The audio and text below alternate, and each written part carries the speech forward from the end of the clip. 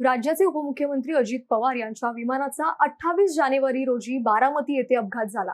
या घटनेने संपूर्ण राज्य हादरलं असून या अपघातानंतर अनेक घडामोडी पाहायला मिळत होत्या. यावेळी दिवंगत उपमुख्यमंत्री अजित पवार यांच्या विमानाचा अपघात झाला की घातपात असा देखील सवाल करण्यात आला होता. आमदार रोहित पवार यांनी सुद्धा अपघाताच्या तपासावर अनेक सवाल उपस्थित केले होते.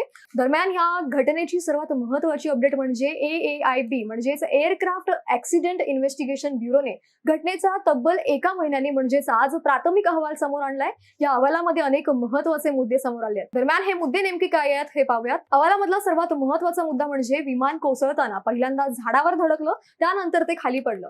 हा अहवाल AIBचा हा अहवाल 22 पानांचा होता आणि हा प्राथमिक अहवाल असल्याचे सुद्धा स्पष्ट केलंय. तसेच उष्णतेमुळे विमानाचा फ्लाईट डेटा खराब झाल्याचे अहवालामध्ये नमूद केलंय. रॉ डेटा डाउनलोड करण्यात आलाय असल्याचंही या अहवालात नमूद करण्यात आलंय. विमान कोसळलं तेव्हा 1000 मीटर दृश्यमानता होती असं देखील या अहवालात सांगण्यात आलंय. दरम्यान AIBच्या या अहवालामध्ये दोन्ही वैमानिकांची ब्रेथ अॅनालायझर टेस्ट सुद्धा निगेटिव्ह आली आहे. दरम्यान हा अहवाल प्राथमिक आहे, त्यामुळे अद्याप अजून बाकी यंत्रणांचा अहवाल येणे अपेक्षित आहे असं देखील म्हटलं जात आहे. त्यामुळे नेमकं हा घातपात होता की घात होता हे पाहणं आता अत्यंत महत्त्वाचं राहणार आहे. आणि ह्या घटनेचे संपूर्ण अपडेट पाहण्यासाठी माय महानगर लाईव्हला जोडलेले राहा.